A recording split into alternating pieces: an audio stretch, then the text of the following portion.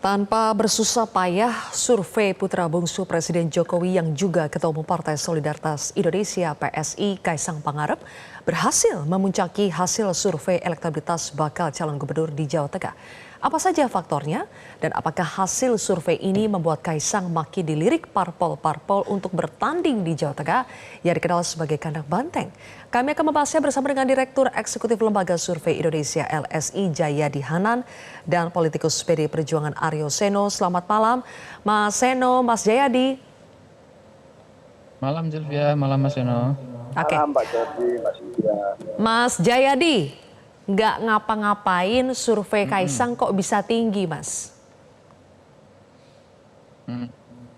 Nggak ngapa-ngapain. Saya kira dia ngapa-ngapain loh. Ya, kan tampil terus. Coba Anda lihat di media tiap hari ada itu Kaisang. 3 minggu terakhir kita membicarakan Mas Kaisang di Jakarta kan. Tiap hari juga dia muncul gitu ya. Dan kemana-mana dia diikuti juga oleh media. Jadi dia memang sengaja atau tidak sengaja, diatur atau tidak diatur kan memang berusaha untuk memperkenalkan dirinya. Dia menjadi ketua PSI itu kan jelas ngapa-ngapain gitu. Tapi kan selama ini yang kita lihat masih di Jakarta ya, Mas Jayadi ya. Tapi kalau survei di Jawa Tengah yang bisa menjelaskan survei Kaisang tinggi di Jawa Tengah itu apa ya? Ya, salah satu modal orang untuk dipilih itu adalah dikenal kan. Nah, pertama Kaisang di Jawa Tengah saya kira sudah dikenal karena memang basisnya di situ. Apalagi kan Kaisang ayahnya kan Jokowi. Jokowi adalah saat ini tokoh politik paling terkenal di Jawa Tengah gitu. Yang kedua aktivitasnya selama ini di Jakarta dan sebagai ketua PSI yang juga melakukan aktivitas selama Pilpres kemarin juga membuat dia dikenal masyarakat. Nah, survei di Jawa Tengah itu menyimpulkan bahwa ada dua faktor yang berpengaruh pada Kaisang. Satu, bahwa dia sudah dikenal masyarakat Jawa Tengah. 80% lebih masyarakat Jawa Tengah saat ini mengenal Kaisang. Jadi itu yang membuat dia lebih unggul. Tingkat akseptabilitasnya di angka 70%. Nah, dia unggul kenapa? Terhadap Pak Lutfi, terhadap Pak Bambang Pacul, terhadap Yasin Maimun dan sebagainya itu. Karena nama-nama yang luar Kaisang itu baru dikenal sekitar 30 sampai 50% kurang gitu. Jadi mereka kalah dari segi popularitas. Oke.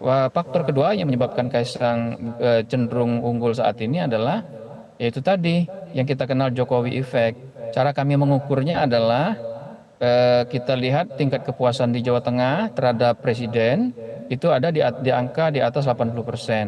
Nah, pemilih yang cenderung puas di Jawa Tengah itu, kalau kita cross dengan pilihan gubernur, memang cenderung memilih kalau nggak Kaisang ya Ahmad Lutfi. Jadi dua faktor itu bergabung membuat Kaisang sementara ini unggul gitu. Baik, oke.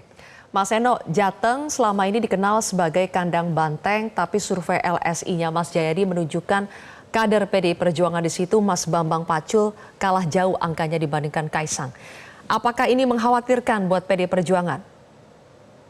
Ya, terima kasih Mbak Sylvi. Saya rasa saya sepakat tadi dengan apa yang disampaikan Pak Jayadi di awal. Bahwa sebenarnya ini semua juga masih berproses. Ini masih awal.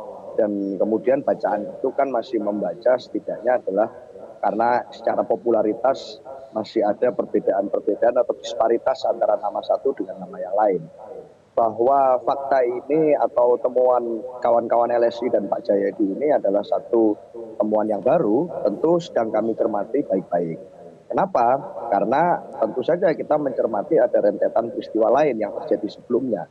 Mulai dari disahkannya putusan MA terhadap PKPU yang mengizinkan untuk usia 30 tahun dilantik menjadi gubernur pada saat pelantikan, bukan pada saat pendaftaran. Kemudian ada informasi misalnya dari Sekjen PKS yang meskipun sudah dibantah ya, bahwa ada upaya untuk menyodorkan nama Mas Kaisang di partai-partai. termasuk kemudian hari ini kita melihat elektabilitas yang sangat tinggi.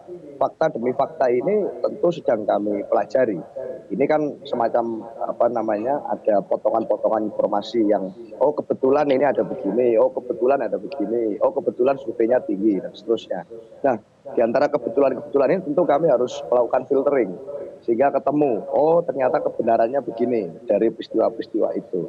Nah, tentu kalau bicara tentang kekhawatiran atau kerisauan, kami yakin bahwa di pilkada itu ada multivariabel logika yang terjadi. Satu, ketokohan tentu menjadi paling utama. Pilkada berbeda dengan pileg maupun pilpres secara nasional, tetapi ketokohan ini, siapa yang maju, apa rekam jejaknya, bagaimana dia disukai atau tidak, sebelum kemudian orang mau memilih, variabel ini pasti akan menentukan.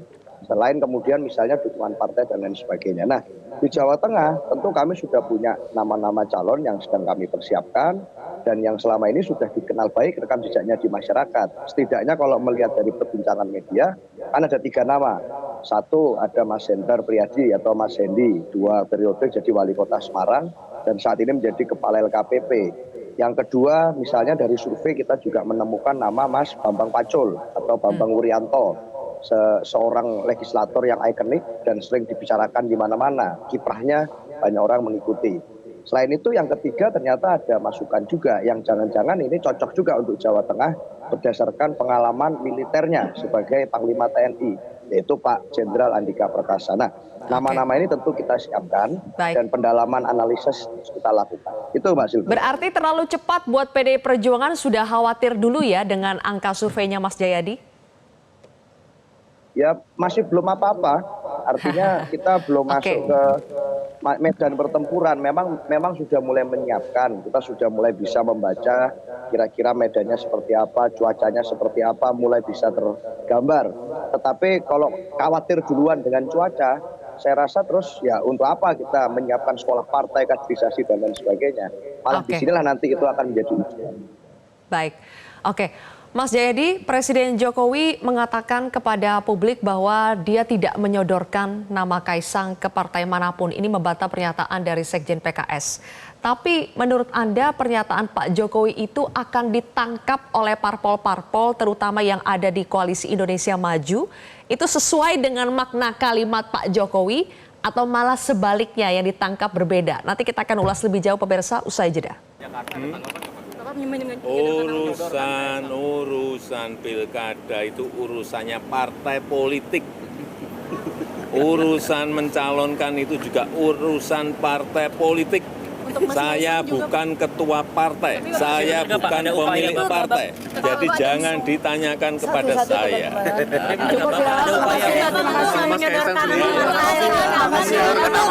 Saya tidak pernah menyodorkan kepada siapapun, kepada partai juga tidak pernah. Tanyakan ke partai-partai. Mas Jayadi, menurut Anda pernyataan Pak Jokowi itu kalau ditangkap oleh parpol-parpol, terutama yang ada di KIM, itu sebagai sesuai dengan maknanya, literally seperti maknanya, atau justru bisa sebaliknya?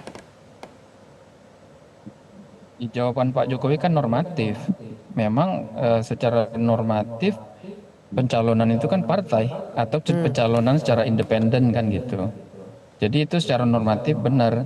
Tapi terlepas dari ada yang menyodorkan atau tidak atau siapa yang menyodorkan ya. Kalau kita lihat belakangan bahkan sejak sebelum Pilpres itu kan disengaja atau tidak sengaja dipersiapkan atau tidak, itu jelas sekali bahwa Kaisang mempersiapkan diri atau dipersiapkan untuk masuk ke gelanggang politik termasuk untuk pilkada kan gitu. Itu jelas sekali, misalnya dia menjadi ketua PSI gitu. Untuk apa menjadi ketua partai kalau nggak berniat masuk ke ke gelanggang pertarungan politik baik di pileg maupun pilpres atau pilkada. Lalu kemudian ada upaya untuk mengubah batasan umur ya, atau memperbaharui, memodifikasi persyaratan tentang umur. Dan langsung atau tidak langsung itu kemudian kan memungkinkan Kaisang untuk maju. Tadinya kan kalau hanya dengan aturan lama tidak bisa. Kemudian fakta bahwa Kaisang melakukan aktivitas-aktivitas sosial dan politik, diikuti oleh media ya dan sebagainya, itu juga upaya untuk memperkenalkan diri kepada masyarakat, yang tentu saja kemudian ada dampak politiknya dalam kalau konteks pilkada ya secara elektoral. Jadi kita tidak perlu capek-capek membaca peristiwa-peristiwa ini. Jelas bahwa Kaisang mempersiapkan diri itu. Buktinya partai-partai itu banyak yang mengusulkan kan, baik dari secara pribadi maupun sebagai partai gitu. Oke, baik. Mas Heno, selama ini kita tahu Jawa Tengah itu dikenal sebagai kandang banteng. Dari pengalaman Pilpres kemarin, apakah sampai hari ini PD Perjuangan masih melihat Jawa Tengah itu sebagai wilayah strategis, simbol perjuangan, sehingga harus mati-matian kali ini betul-betul harus menang di Jawa Tengah setelah di Pilpres kemarin dalam tanda kutip untuk Pak Ganjar dan Mahfud MD-nya kalah di Jawa Tengah? Ya, terima kasih. Tentu kita serius sekali, Mbak. Tidak hanya di Jawa Tengah, di berbagai daerah kita juga sangat serius mempersiapkannya. Apalagi Jawa Tengah. Kami bersyukur sekali bahwa meskipun berbagai peristiwa menimpa PDI Perjuangan selama 6 bulan setahun kemarin, tetapi kami masih dipercaya rakyat Jawa Tengah untuk menjadi pemenang di pemilu legislatif di angka yang cukup tinggi juga, di atas 20%-an. Sehingga ini masih cukup signifikan kalau bicara suara partai. Sebagai partai kami merasa bangga bisa hat-trick secara pileg di sana. Tetapi tentu saja selain itu juga Jawa Tengah memiliki basis kedekatan ideologis dan kultural dengan kami. Kalau bicara pakem sosiologis di Jawa Tengah, saya minjam istilah Pak Jayadi, itu ya selama ini yang ideal adalah ya nasionalis religius, dan beberapa kali kita uji coba dalam menghadapi pilkada di sana, terakhir misalnya dengan Mas Ganjar dan Yassin Maimun, itu yang terjadi. Artinya apa? Variabel pilkada ini macam-macam. Ketokohan jadi satu faktor, yes, tetapi persoalan tentang yang lain-lain, masalah dukungan endorsement dari siapa, kekuatan konsolidasi mesin politik, kemudian misalnya pakem-pakem sosiologis seperti yang saya bilang tadi, ini juga nanti akan memainkan peran sesuai porsinya masing-masing. Hari ini yang kita tahu, tokoh yang misalnya di luar internal PDI Perjuangan yang di mana-mana sudah pasang banner adalah Pak Ahmad Lutfi misalnya. Maka tentu kami juga menyiapkan nama-nama yang ini secara kompetisi sehat dalam demokrasi bisa bersaing. Misalnya muncul kemudian masukan nama Pak Andika Perkasa yang itu memberikan rasa security, rasa aman bagi para kader di PDI Perjuangan untuk bergerak dan berjuang all out di pilkada besok. Tapi tentu saja nanti persoalan misalnya apakah ada intervensi dari kekuatan lebih besar, cawe-cawe dan lain sebagainya. Kan kita melihat Pak Sekjen PKS mengatakan ada upaya Presiden untuk menyodorkan nama Mas Kaisang. Tapi Pak Jokowi menyampaikan bahwa tidak ada. Nah, ini kan salah satu dari keduanya bisa jadi salah ini kalau sama-sama menegasi. Nah, atau jangan-jangan ada satu titik temu di tengah ini. Kebenarannya ada satu titik temu. Jangan-jangan misalnya bukan Pak Jokowi langsung tapi lihat orang lain. Nah, ini kan ini harus diverifikasi. Maka agar kemudian demokrasi kita tetap sehat, tetap bisa berjalan dengan baik, dan bisa menghasilkan pemimpin yang bertanggung jawab. Itu Mbak Sylvia, kalau concern kami. Iya, Mas Heno, kalau harga kemenangan di Jawa Tengah adalah harga mati buat PDI Perjuangan, lantas apakah opsi mengusung Kaisang yang saat ini memimpin di survei, setidaknya survei Mas Jayadi, itu apakah betul-betul akan dipertimbangkan oleh PDI Perjuangan seperti katanya Mbak Puan? Ya, secara elektabilitas kalau berkaca atau belajar dari survei LSI dari Pak Jayadi dan kawan-kawan, itu kan memunculkan nama Mas Kaisang. Bahwa hari ini nama Mas Kaisang itu menjadi nama yang sangat populer karena memang sebagai anak presiden dan ketua umum partai di secara nasional, tentu ini menjadi satu fakta yang tidak bisa kita pungkiri. Tetapi kalau bicara dari itu kemudian ditransformasikan ke elektabilitas pada saat bulan pencoblosan nanti, ini kan ada dinamika yang terjadi pastinya. Tidak ada ruang hampa politik yang terjadi selama sekian bulan ini yang bisa mendefinitifkan apa yang menjadi fakta hari ini akan tetap sama dengan hasil akhir pada saat pencoblosan nanti. Maka semua nama yang muncul, baik dari survei, dari polling, dari lembaga publik, maupun masukan dari mana-mana, kami pertimbangkan matang-matang. Nama Mas Kaisang tentu kami cermati juga. Bukan sebagai apa? Tentu sebagai pembelajaran kita untuk menganalisis situasi di Jawa Tengah secara komprehensif. Tapi tentu sebagai kandang banteng dalam tanda kutip, kami punya kebatinan bahwa kami ini partai yang berasas kaderisasi, berasas pelembagaan partai, yang mana mayoritas dari pengurus kami maupun kemudian simpatisan dan kader kami berharap tentu sebagai partai politik kita bisa mengajukan calon sendiri. Apalagi dengan fakta di Jawa Tengah kita masih memenangi pemilu legislatif. Jadi semua opsi tentu kita cermati baik-baik, tapi secara kebatinan positioning kami tentu kami berharap bisa mengusung kader internal kami. Itu Mas Silvi. Baik, oke Mas Eno. Terakhir ke Mas Jayadi. Mas Jayadi, pastinya percuma ya punya elektabilitas tinggi, tapi kalau tidak ada parpol yang mengusung. Kita tahu PSI itu hanya punya 2 kursi di Jawa Tengah. Nah sekarang apakah parpol akan mulai mempertimbangkan Kaisang dengan lebih serius untuk bertarung di Jawa Tengah? Seperti Mbak Puan yang mengatakan ikut mempertimbangkan Kaisang. Apakah mungkin juga PDI Perjuangan secara serius mempertimbangkan Kaisang? Ya, saya kira partai-partai akan mempertimbangkan ya kalau memang Kaisang berusaha secara serius untuk maju di Jawa Tengah. Tapi memang harus dicermati lagi ke depan, karena kan kalau lihat dari survei LSI itu masih cair sebetulnya. Angka elektabilitas untuk top of mind-nya masih tinggian Pak Lutfi 5% ya, Kaisangnya 2 gitu. Ketika dikerucutkan namanya menjadi semi terbuka 21 nama, Kaisang memang paling tinggi 15%-an kan. Lalu Pak Lutfinya 12, disusul nama-nama lainnya. Belum ada yang mencapai, ketika dikerucutkan lagi sampai ke beberapa nama sampai 2 atau 3 nama, belum ada mencapai di atas 40%-an ya gitu. Jadi sebetulnya belum ada yang dominan di sini. Jadi petanya masih cair, karena itu memang harus dilihat dulu kalau hanya bicara elektabilitas. Nah, benar kata Mbak Silvi tadi bahwa Kaisang sebagai ketua partai hanya memimpin partai yang punya 2 kursi gitu. Tapi saya kira di Jawa Tengah ini partai-partai yang bisa mencalonkan Kaisang adalah partai Kim ya gitu kan. Dan kita lihat ke koalisi partai-partai di koalisi Indonesia Maju tampaknya cukup welcome gitu.